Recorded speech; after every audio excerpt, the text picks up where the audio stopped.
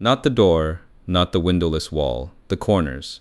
You're sitting across from a decorated field officer in a secure behavioral assessment suite 6 floors below Langley, and one of the most experienced covert operatives in the building is staring at empty angles, where the ceiling meets the paint like something is waiting there for him.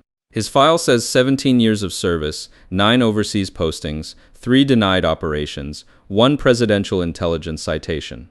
The file does not say he has not slept properly in 11 days. It does not say he killed a liaison asset in Warsaw because he became convinced the man had been replaced.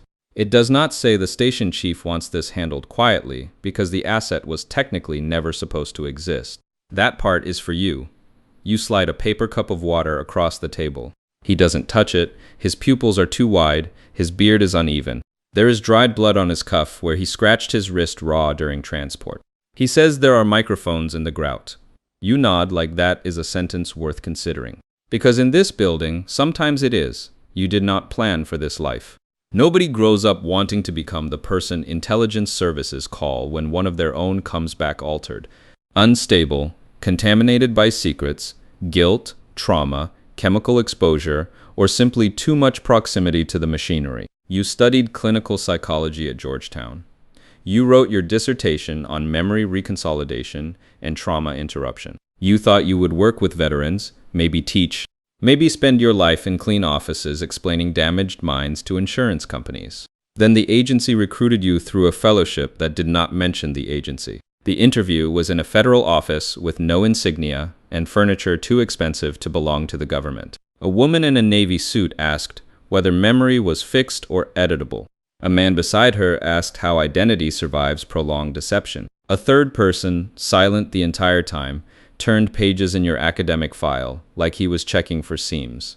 2 weeks later, your student debt disappeared. 3 weeks later, you were read into compartments whose names sounded like accounting software and burial instructions.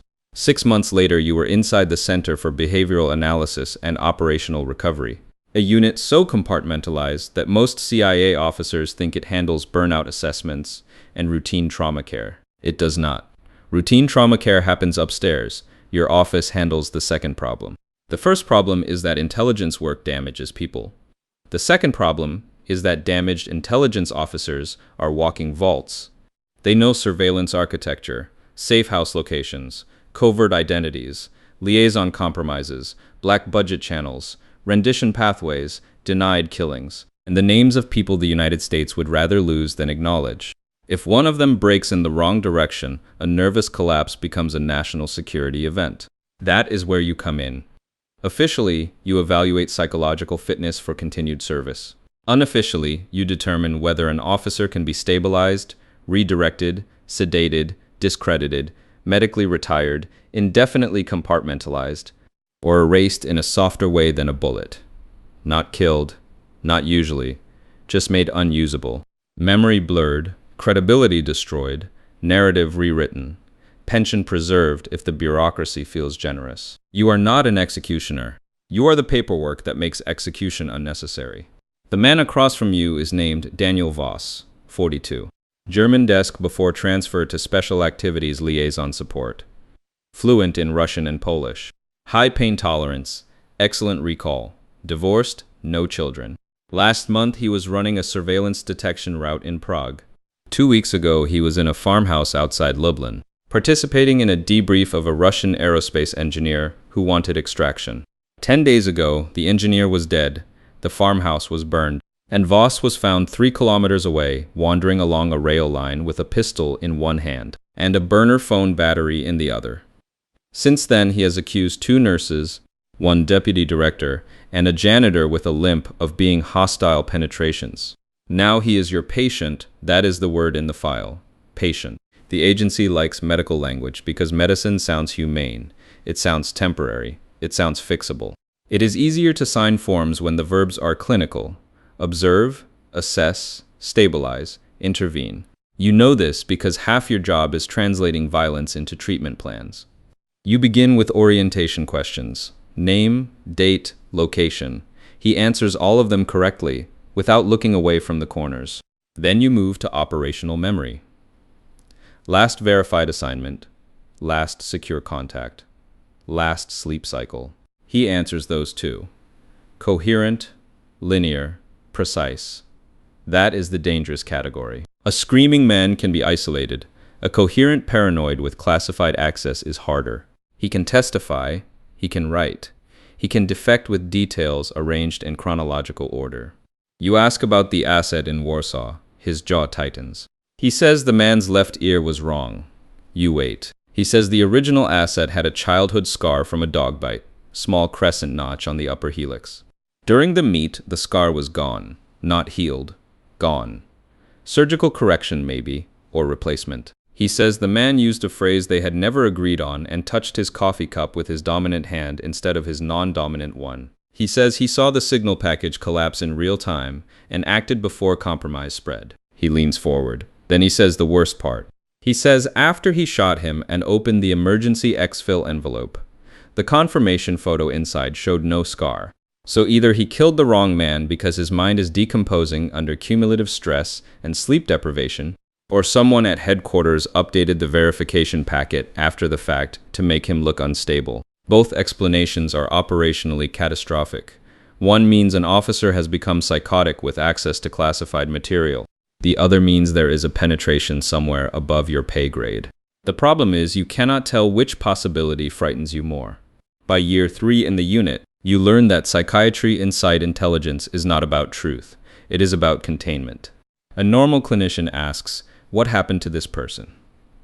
You ask, what version of events can survive institutional review, congressional scrutiny, foreign exploitation, and the officer's own memory? Treatment is only one lane. The other lanes are narrative construction, credibility management, and damage forecasting. You learned this from your predecessor, Dr. Ellen Marr, who kept a fountain pen loaded with black ink or bright colors. She told you on your first day that every intelligence service eventually invents a room where psychology and counterintelligence become the same profession. In the KGB, it had one name. In the Stasi, another. In your building, it had an anodyne acronym and ergonomic chairs. Same function. Identify minds that know too much and cannot be trusted to keep knowing it in public. She retired to Vermont with a government pension and hands that shook when she poured tea. That was your warning. You stayed anyway. At first, the work feels defensible. You treat panic disorders after hostile interrogations. You manage dissociation in non-official cover officers who have spent too long under alias. You help drone analysts who watch too many impact feeds, and paramilitary contractors who still hear breach charges in supermarket aisles. Real suffering, real care. Then the edges move. A case officer starts insisting a friendly minister in West Africa is a Chinese asset. Maybe he is, maybe he isn't. Your recommendation sends him to a wellness leave program with mandatory medication and a provisional suspension of access. He never returns to the field. 6 months later, the minister is quietly arrested by a partner service with 2 encrypted devices and a second passport. The officer was right. By then, his career is gone. You sign the follow-up anyway. That's the job. Voss stays in the suite for 19 days. The room is designed to reduce variables. No sharp corners on the furniture. Lighting fixed at 4200 Kelvin. Air temperature held at 69 degrees. Meals delivered through a side hatch by staff with temporary badges and forgettable faces. He has no access to news. No phone. No pen. You conduct 2 sessions a day and review biometric sleep data at night from your apartment. Where the dishwasher hum sounds like a ventilation unit and your husband has stopped asking, what kind of work leaves you staring at walls after midnight? You tell him grounding techniques, breathing ladders, sensory anchoring, controlled recall. You prescribe quetiapine in low doses, then higher. He sleeps 4 hours, then 6. The corner checking decreases. His speech steadies. For 48 hours, you think you may actually return him to some version of himself. Then on day 20, he asks you why the transport team wore domestic issue boots for a European retrieval. A small detail, the kind only trained officers notice. He says the tread pattern on one boot was from a US manufacturer not authorized for the liaison package in Poland. He says one of the men smelled like American detergent, not local soap. He says the emergency envelope had been resealed with adhesive used in headquarters print rooms. He says somebody at Langley modified a live field authentication after the shooting. He says he knows because he used to help design authentication packages, and the paper stock was wrong by 0.5 millimeter. Then he looks directly at you for the first time. No corners, no grout, just you. He asks whether he is being treated or managed. You do not answer immediately because silence is sometimes the only honest thing left in the room. He smiles without warmth. That is when you understand. He is stabilizing in the most dangerous possible direction. Not toward delusion, toward pattern recognition, toward the kind of cold operational clarity that survives medication and makes allegations with timestamps. If he is wrong, he is still a threat. If he is right, he is a greater one. You convene a restricted review panel at 2300 in a secure conference room with frosted glass. And a speakerphone nobody acknowledges. Counterintelligence sends a deputy chief. Medical sends a pharmacology consultant. Special Activities sends a man who introduces himself only as Reed and never removes his overcoat. You present the facts. Symptom reduction. Persistent persecutory framework. High confidence in procedural anomalies. Unresolved risk of unauthorized disclosure. The deputy chief asks whether he is malingering. You say no. Reed asks whether he can be returned to limited duty under observation. You say absolutely not. The pharmacologist asks whether deeper memory disruption is clinically indicated. Clinically, there's that word again. Program chalkline was never supposed to become your problem. It began after the Cold War, after a series of defections and unauthorized memoir drafts, convinced several very serious men that conventional retirement was insufficient for certain categories of officer. The premise was simple and obscene. If trauma makes memory malleable, then controlled trauma plus pharmacological intervention plus guided reconsolidation might make memory less reliable, without leaving the obvious damage of a frontal lobotomy or an involuntary commitment order. Not deletion. Real memory does not vanish cleanly. More like demolition inside a library. Shelves collapse, labels detach, chronology smears, confidence erodes. The subject remembers enough to suffer and too little to persuade. Officially, chalkline no longer exists. In practice, it lives in annexes, waivers, and verbal authorities. You have never recommended it until now. The form is 4 pages. No agency letterhead, no digital trail beyond a compartmented index marker. You sign in black ink because black ink scans better after redaction. The authorization pathway requires 3 concurrences and 1 denial opportunity. Nobody denies. By 0300, Voss is transferred from behavioral recovery to a medical wing that technically belongs to another office. He is told the move is for advanced sleep stabilization. He knows that is a lie because the gurney restraints are military issue, and the orderly at his left shoulder has a sidearm under his scrub top. He does not resist. That makes it worse. You are present for the first session because protocol requires the recommending psychologist to observe baseline response. The room is colder than your suite and brighter. EEG leads, IV line. Audio prompts delivered through padded headphones. A sedative, then propranolol to blunt adrenergic reinforcement during recall. Then a sequence of guided prompts, designed to reactivate specific memory clusters while disorienting temporal order. The science is real, the purpose is criminal. You know this because both things can be true in the same room. He drifts, surfaces, answers. Farmhouse. Engineer, fire, rail line, Warsaw, coffee cup, ear, envelope, boots, hallway in Langley, printer room, adhesive names, dates. He gives them all. Then midway through the second cycle, he says your name, not doctor, your actual name. He says you were never supposed to become one of them. You feel something small and structural crack inside you, not because he is accusing you, but because he is describing you accurately while half sedated and strapped to a table. Reed watches through the glass. The technician increases the auditory interference. Voss keeps speaking. He says they do not need him to forget. They only need him to sound unbelievable. That is the whole architecture. Not innocence, not cure, credibility collapse. By session 3, his recall phrase. By session 5, he confuses Warsaw with Vienna, then with Vilnius. The scar moves from left ear to right hand to nowhere. The farmhouse becomes a train depot. The engineer becomes a woman, then 2 men, then no one. He still knows he was betrayed. He can no longer prove by whom, where, or in what sequence. His anger remains intact. His testimony does not. 6 weeks later, he is medically retired under a classified disability framework, relocated to a coastal town in Oregon under his own name with a pension routed through a defense contractor's shell.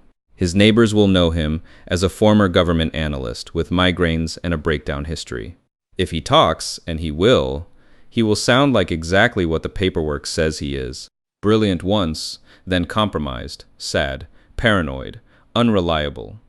You write the summary yourself. You use words like fragmented, confabulatory, trauma-linked certainty, persecutory residue. Every phrase is accurate. That is what makes it unforgivable.